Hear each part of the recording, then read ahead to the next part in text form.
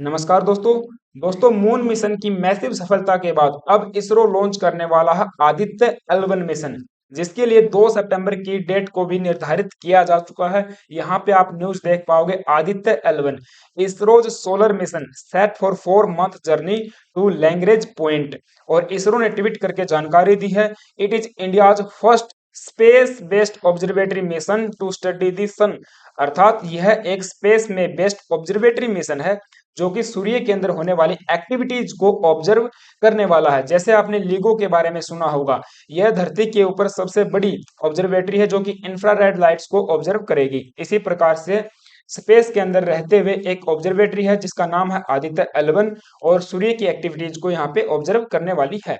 इसके लिए 2 सितंबर 2023 को 11:50 का टाइम निर्धारित किया गया है। श्रीहरिकोटा सतीश धवन अंतरिक्ष केंद्र से इसको लॉन्च किया जाएगा। तो आज के सेशन में हम लोग डिटेल में जानेंगे आदित्य क्या है, L1 क्या है और ये मिशन हमारे लिए इतना इंपॉर्टेंट क्यों है। बट आगे बढ़ने से पहले आप सभी से रिक्वेस्ट है, प्लीज यार अगर तो आप चैनल पे नए आए हो सो दैट एक सब्सक्राइब कर लेना, सो दैट हमारे पास जो आदित्य नेम है ये आता है सूर्य के पर्यायवाची से। जैसे आप देख पाओगे दिनकर, दिवाकर, भानु, भास्कर, आक, आदित्य, दिनेश, मित्र, ये हमारे सूर्य के ही पर्यायवाची शब्द हैं और इन्हीं में हमको देखने को मिलता आदित्य जो कि एक संस्कृत नेम है। सो इसरो ने इस नाम को यहाँ पे लिया है। दूसरा हमारे पास आता है L1, that is the Lagrangian point. So according to the definition it is defined as the point near to large bodies in orbit such that the smaller object maintain its position relative to the large orbiting bodies। अब देखिए ये कहता है कि ये एक point है near the two large bodies, it means दो सेलेस्टियल बॉडीज के बीच में या फिर उनके नियर में ये पॉइंट होता है जहां पर यदि हमने कोई स्मॉल ऑब्जेक्ट रख दिया जिसका मास जो कि स्मॉल है वो उसकी अपनी पोजीशन को यहाँ पे मेंटेन कर पाए relative to the large orbiting bodies. इन दोनों जो ऑर्बिटिंग बॉडीज हैं जैसे कि सूर्य और हमारी अर्थ इस केस में, तो उनकी पोजीशन को, अपनी पोजीशन को इनके रिस्पेक्ट में क्या कर पाएगा, वो मेंटेन कर पाएगा। अर्थात जैसे जैसे हमारी जो पृथ्वी है वो घूमेगी, अपना रोटेशन करेगी, उसी प्रकार से ये जो पॉइंट है ये भी घूमता ही जाएगा। या फिर आसान भाषा में मैं कह सकता हूं ये एक ऐसा रीजन है स्पेस के अंदर जहां पर gravitational force between the two bodies, two celestial bodies is in equilibrium state. तो यहाँ पे दो बॉडीज, दो मैसिव बॉडीज के बीच में जो ग्रेविटेशनल फोर्स लगता है वो यहाँ पे इक्विलिब्रियम की स्टेट में आ जाता है, या मैं कहूँ स्टेबल हो जाता है। तो जो भी ऑब्जेक्ट यहाँ पे आप छोड़ोगे, जो सैटेलाइट यहाँ पे छोड़ने वाले हो, उसको घूमने के लिए या फिर वर्क करने के लिए किसी भी फ्यूल की जरूरत नहीं पड़ती है। वो इसी ग्रेविटेशनल फोर्स का सहारा लेके रोटेट करता रहता है। जैसे कि आप यहाँ पे देख पाओगे जैसे जैसे हमारी पृथ्वी रोटेशन कर रही है सूर्य का, उसी प्रकार से ये जो पांचों पॉइंट है वो भी घूम रहे हैं। अर्थात हमारे स्पेस के अंदर पृथ्वी और सूर्य के बीच में टोटल 5 लैग्रेंजियन पॉइंट हैं और हम लोग छोड़ने वाले हैं L1 के अंदर। तो बेसिकली L1 जो पॉइंट है वो स्पेशल डेडिकेटेड है सन को ऑब्जर्व करने के लिए, राइट। और जो L2 है वो स्पेस को ऑब्जर्व करने के लिए है। इस प्रकार से इनका अलग अलग महत्व है, अलग अलग कार्य करते हैं। सो हम लोग भेजने वाले हैं L1 में, इसलिए हमने नाम रख दिया आदित्य और L1 आ गया यहाँ पे, राइट। तो जैसे आप देख पाओगे पृथ्वी और सूर्य के बीच में भी हमको पॉइंट्स देखने को मिलते हैं। जैसे जैसे चंद्रमा पृथ्वी के चक्कर काटता है ये पॉइंट्स भी चक्कर काटते रहेंगे। और आसान भाषा में आप समझ सकते हो, L1 5 को समझिए, अगर आपने किसी सैटेलाइट को यहाँ पे छोड़ दिया तो वो इस ऑर्बिट को अक्वायर करेगा और इसके चारों तरफ चक्कर काटता रहेगा। इसी प्रकार से एक यहाँ पे हमको ऑर्बिट मिलता है L1 के पास में। तो अगर हमने आदित्य L1 को यहाँ पे छोड़ा तो वो L1 पॉइंट के चारों तरफ चक्कर काटेगा। इसके साथ साथ जैसे जैसे हमारी पृथ्वी मूव करेगी, जैसे जैसे पृथ्वी रोटेट करेगी, उसी प्रकार से ये पॉइंट भी रोटेट करता रहेगा।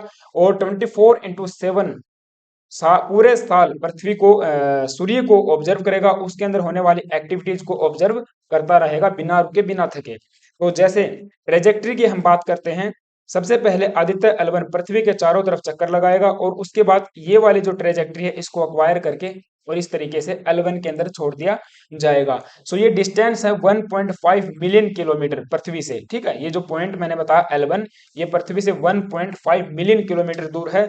आप इसका अंदाजा इस प्रकार से लगा सकते हो, जैसे हमने मून मिशन भेजा था चंद्रमा की तरफ जो कि 3 लाख के आसपास, 3 लाख किलोमीटर के आसपास था, तो उसका ये 4 टाइम हो सकता है। इस तरीके से इसको समझ सकते हैं। और फिर ये जो सैटेलाइट है घूमता रहेगा और सूर्य को ऑब्जर्व करता रहेगा। अब ये जो नाम है L1 या फिर लैग्रेंज पॉइंट, ये आता है जोसेफ लुइस लैग्रेंज के नाम से। ये बेसिकली एक इटालियन जो कि मैथमेटिशियन थे, बाद में इन्होंने फ्रेंच नेशनैलिटी ले ली और इन्होंने ही लैग्रेंजियन थ्योरम को दिया था। सो इनके नाम पर इसका नाम रख दिया जाता है। अब ये जो हमारा आदित्य है ये कुछ इस प्रकार से दिखते हैं। इसके अंदर सोलर पैनल लगे हुए हैं। जब ये ऊपर चला जाएगा तो सोलर पैनल खुल जाएंगे और इन्हीं सूर्य सोलर पैनल की मदद से इनको एनर्जी जो कि मिलती रहेगी।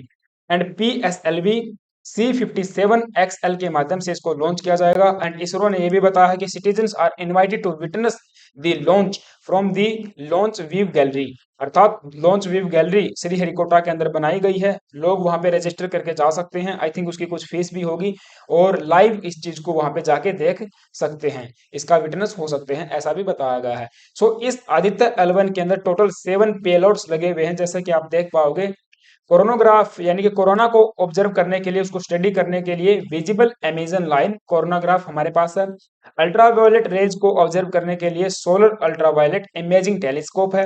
And solar low energy X-rays spectrometer, high energy L1 orbiting X-ray spectrometer Helios, Aditya solar wind particle experiment, plasma analyser है। एंड इसके साथ में advance tri axial resolution digital magnetometer. तो जो शुरुआत वाले चार ये जो मैंने आपको बताया ये स्पेशल डेडिकेटेड है केवल और केवल सन के लिए, और बाकी जो 3 बच गए ये दूसरे स्पेस की जो भी चीजें हैं उनको भी ऑब्जर्व यहाँ पे करेंगे, उनकी भी स्टडी करने वाले हैं। सो दैट सबसे पहले हम लोग बात कर लेते हैं आदित्य L1 क्या क्या स्टडी करेगा। तो ये हमारी जो सूर्य की कोरोना है, आउटर मोस्ट जो लेयर है उसको, फिर जो दूसरी लेयर्स हैं जैसे कि फोटोस्फेयर है, chromosphere, solar emission, solar winds flares हैं, CME that is the coronal mass ejection, जिनकी वजह से पृथ्वी के ऊपर हमको एरोरास देखने को मिलते हैं, उनको भी स्टडी करने वाला है। तो कोरोना मैंने बताया जो सबसे पहले आउटर मोस्ट लेयर है सूर्य के एटमॉस्फेयर की, उसी को कोरोना नाम दिया जाता है। और इस कोरोना के अंदर जो प्लाज्मा है या फिर ट्रबलेंट सोलर विंड है वो यहाँ पे प्रिवेंट होती हैं। जो उनके अंदर अंदर टर्बुलेंस होता है वो यहाँ पे स्केप नहीं हो पाता है, तो उस चीज को यहाँ पे मेंटेन करके रखती है कोरोना। तो सबसे पहले कोरोना को यहाँ पे ऑब्जर्व किया जाएगा। उसके बाद आप देख पाओगे जैसे हमारे पृथ्वी के अंदर लेयर्स मिलती हैं उसी प्रकार से सूर्य के अंदर भी लेयर्स देखने को मिलती हैं। बट अभी के लिए हमको बहुत ज्यादा जानकारी इसके बारे में नहीं है। सो ये मिशन बहुत ज्यादा महत्वपूर्ण है हमारे सूर्य को समझने के लिए कि इसकी लाइफ कितनी है, कितनी बची हुई है, और वो सारी बातें कि कैसे इसका निर्माण हुआ, राइट। तो ब्रह्मांड को समझने के लिए ये जो मिशन है काफी क्रूशियल मिशन रहने वाला है। फोटोस्फेयर आप देख पाओगे आई थिंक 400 से लेकर 1300 किलोमीटर तक की ये लेयर होती है फोटोस्फेयर। उससे पहले हमको क्रोमोस्फेयर देखने को मिलती है, इसके अंदर फ्लेयर्स निकलती हैं, सन स्पॉट्स जो ब्लैक स्पॉट देखने को मिलते हैं, ठीक है। और इसी में से हमको CMEs निकलने को मिलती हैं। वो सारी बातें अर्थात सूर्य से संबंधित जितनी भी एक्टिविटीज हैं उन सबको ऑब्जर्व करेगा आदित्य L1, इसलिए हमारे लिए बहुत ज्यादा इंपॉर्टेंट है। ये कुछ तस्वीरें इसरो के द्वारा शेयर की गई थी, सोचा मैंने आपको भी शेयर कर दूं। तो ये था लेक्चर, ये मिशन था। आई होप कि आपको समझ में आया होगा। और 2 सितंबर का जो तारीख है वो हमारे लिए बहुत ज्यादा इंपॉर्टेंट रहने वाली है। हम लोग एक और इतिहास रचने वाले हैं। हालांकि इसमें लैंडिंग करवाने वाली इतनी ज्यादा दिक्कत हमको नहीं है कि जैसे कि कोई सॉफ्ट लैंडिंग करवानी है। बस इसको हमने क्या करना है, पृथ्वी के चारों ओर चक्कर कटवा के इस जो ऑर्बिट है इस ऑर्बिट के अंदर ले जाके छोड़ना है, राइट। तो ये बिल्कुल सक्सेसफुल रहेगा मिशन, इसमें कोई भी दो राय नहीं है। तो आपका इसी के ऊपर क्या ओपिनियन है मुझे कमेंट बॉक्स में आप बता सकते हो। दूसरा, चैनल पे अगर नए आए हो तो सब्सक्राइब कर लेना, और वीडियो अच्छी लगी है तो लाइक भी कर देना। Thank you guys, have a nice day.